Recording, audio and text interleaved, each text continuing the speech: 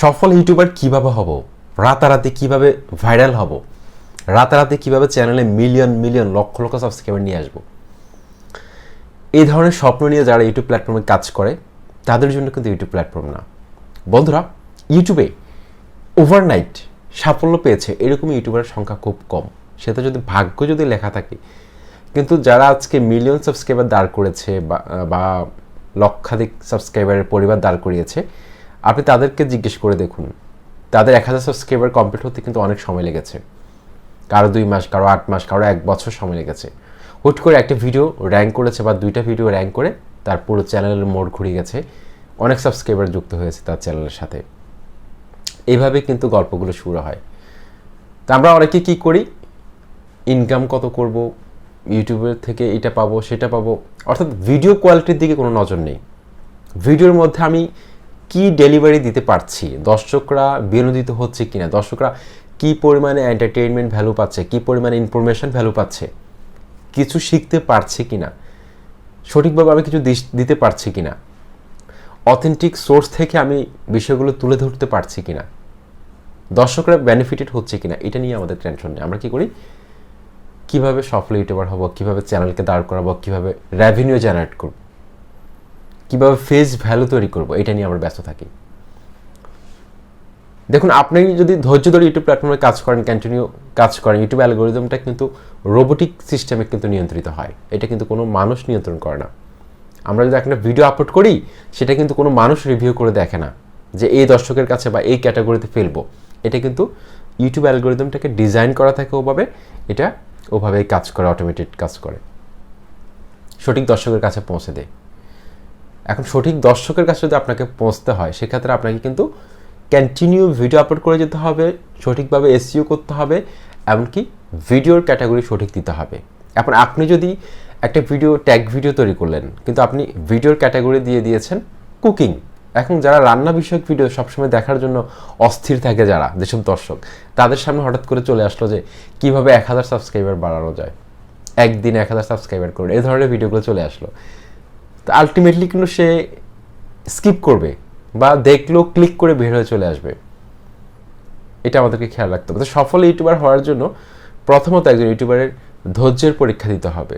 কারো যদি ধৈর্য না থাকে ইউটিউব প্ল্যাটফর্মে, ইউটিউবে কখনো রেভিনিউ ইনকামের কথা চিন্তা করবেন না, এমনকি কত সাবস্ক্রাইবার হয়েছে এটা চিন্তা করবেন না, ভিউজ কতগুলো এসেছে এটা চিন্তা করবেন না। কন্টিনিউ কাজ করে যান, দেখবেন যে ইউটিউব আপনাকে আপনার সময়ের মূল্য দিবে, আপনার পরিশ্রমের মূল্য দিবে, এমনকি আপনি এখান থেকে হিউজ পরিমাণে রেভিনিউ জেনারেট করতে পারবেন একটা সময়। সেটা আপনি দেখুন, বড় বড় ইউটিউবারদের দিকে তাকালে বুঝতে পারবেন, তারা আজকে এই চ্যানেলটা দাঁড় করিয়েছে, একটা না, তারা অনেকগুলো চ্যানেল দাঁড় করিয়েছে শুধুমাত্র ধৈর্য ধারণ করে।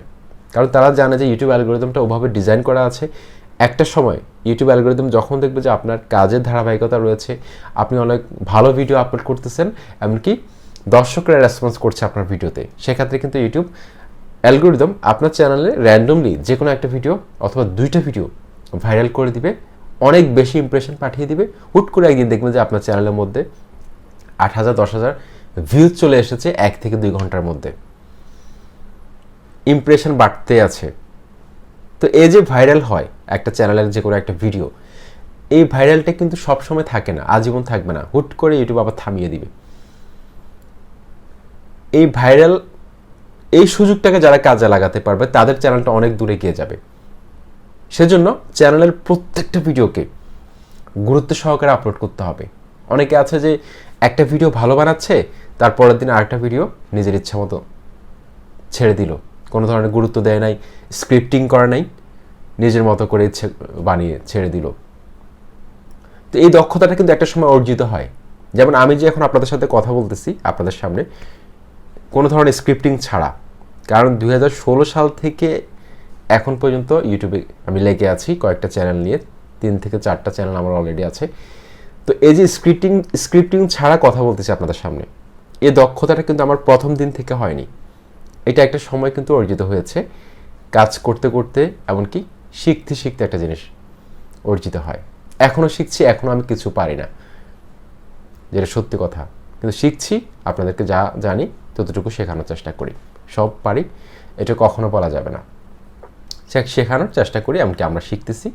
আশা করছি আপনাদের হেল্প করতে পারবো। যে আমার দ্বারা যদি একজন ইউটিউবার যদি তৈরি হয়, সেটা হচ্ছে আমার সার্থকতা। আমার দ্বারা যদি একজন ইউটিউবারের আর্থিক অবস্থার পরিবর্তন হয়, কারো যদি সময়ের স্বাধীনতা, অর্থনৈতিক স্বাধীনতা পায় ইউটিউবে কাজ করে ক্যারিয়ার গড়ার মাধ্যমে, সেক্ষেত্রে আমার ইউটিউবিং করাটা সার্থক বলে আমি মনে করি। আমি ইউটিউবিং করার মূল সার্থকতা কিন্তু এখানে খুঁজে পাই। তো অবশ্যই আপনাকে ধৈর্য ধারণ করতে হবে, তারপর পরিশ্রম করতে হবে। আপনারা অনেকে অবাক হবেন, আমি অনেক রাত আমি ঘুমাই নাই, ইউটিউবে ভিডিও স্ক্রিপ্ট লিখেছি, তারপর হচ্ছে ভিডিও এডিটিং করেছি, থাম্বনেল তৈরি করেছি, এসইও করেছি, এসইওর পেছনে সময় দিয়েছি। টোটালি আমি রাতে ঘুমাই নাই। ভিউজ আসতো 2টা 3টা 5টা 10টা 50টা 100টা, কখনো এটাকে ডোন্ট কেয়ার বলে দিয়েছি। কিচ্ছু হবে না, কাজ করব, কারণ এই প্ল্যাটফর্মকে ভালোবেসে এসেছি। আশা করছি নিরাশ হব না। এটাকে প্রতিবাদ্য হিসাবে সামনে রেখে কন্টিনিউ ভিডিও আপলোড করে গিয়েছি। অনেকবার হতাশা কাজ করেছিল, কিন্তু সেটাকে পাত্তা না দিয়ে আবার ব্যাক করেছি, আবার হতাশাগ্রস্ত হয়েছি, আবার ব্যাক করেছি। কিন্তু অনেকে আছে যে মাঝপথে এসে ছেড়ে দেয়, একদম সফলতার একদম 60% বা 50% বা 70% এসে কিন্তু অনেকে ছেড়ে দেয় ইউটিউব প্ল্যাটফর্ম, বলা যে তার দ্বারা হবে না। আপনি মাধ্যমিক স্তর কমপ্লিট করেন, তারপর হচ্ছে উচ্চ মাধ্যমিক, তারপর বিশ্ববিদ্যালয়, এই যে ক্রমান্বয়ে ধাপগুলো, এগুলো কিন্তু আপনি 1 বছর বা 2 বছরে অর্জন করতে পারেননি। একটা মাধ্যমিক স্তরের এসএসসি পরীক্ষার পর যে সার্টিফিকেটটা দেওয়া হয় 10 বছর সাধনা করার পর, কিন্তু আমরা 1 বছর বা 6 মাস 2 মাস কাজ করেই, কয়েকটা ভিডিও আপলোড করেই আমরা ফল ভোগ করার জন্য চেষ্টা করি। এটা আসলে অত্যন্ত দুঃখজনক। আপনি একটু নিজের ব্রেনকে যদি একটু খাটান যে আসলে এটা কতটুকু সমীচীন হচ্ছে, আমি ইউটিউবকে কতটুকু দিয়েছি। ইউটিউবের বিজনেস মডেলটা কিন্তু আমাদেরকে নিয়ে। আমরা যদি কাজ না করি তাহলে কিন্তু বিজ্ঞাপনদাতারা কিন্তু ইউটিউবের সাথে কন্ট্যাক্ট করবে না।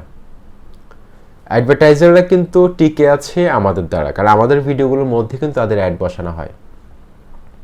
আমাদের ভিডিওগুলো দর্শকরা দেখে বলেই কিন্তু ইউটিউবের ব্যবসাটা সচল রয়েছে, যার কারণে ইউটিউব আমাদেরকে 55% লাভের অংশ দিয়ে থাকে, এমনকি ইউটিউব নিজে 45% রাখে। সেই জন্য ইউটিউব প্ল্যাটফর্মকে যদি আপনি ক্যারিয়ার হিসেবে করতে চান, একদম সফল ইউটিউবার হতে চান, অবশ্যই আপনাকে কন্টিনিউ ভিডিও আপলোড করে যেতে হবে। সেটা হোক প্রতিদিন আপলোড করতে পারেন, চাইলে আপনি সপ্তাহে একটা করে আপলোড করতে পারেন, চাইলে মাসে একটা করে আপলোড করতে পারেন। সেটা নির্ভর করছে আপনার ভিডিওর কোয়ালিটির উপর, আপনি কী ধরনের ভিডিও আপলোড করতে চান।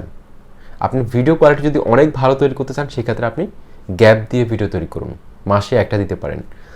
যদি আপনি ব্লগ ভিডিও তৈরি করেন, আপনি সময় নিয়ে ভিডিও আপলোড করুন, ভিডিও কোয়ালিটি ইমপ্রুভ করুন। সেক্ষেত্রে দেখবেন যে দর্শকরা আপনার ভিডিওর সাথে থাকবে, এমনকি ইউটিউব অনেক বেশি পরিমাণে রিকমেন্ড করবে আপনার ভিডিওগুলোকে, আপনার চ্যানেলকে।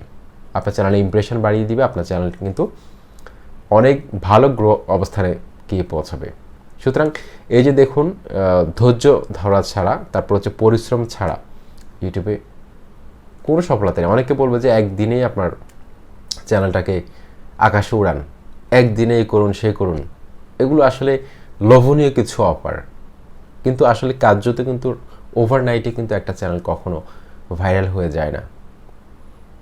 আপনি আজকে চ্যানেল খুলেছেন, আজকে আপনার চ্যানেলটা ভাইরাল হয়ে যাবে না। এটা একটা সময়ের ব্যাপার, একটা নির্দিষ্ট সময়ের পর ইউটিউবের যে গ্রোথ রেশিও আছে, সেটা কিন্তু অ্যালগোরিদমটা ওভাবে সাজানো থাকে যে আপনার কাজের যদি কনসিস্টেন্সি দেখে ইউটিউব, তখন আপনার চ্যানেলে যে কোনো একটা ভিডিওকে তারা র্যাঙ্ক করিয়ে দিবে।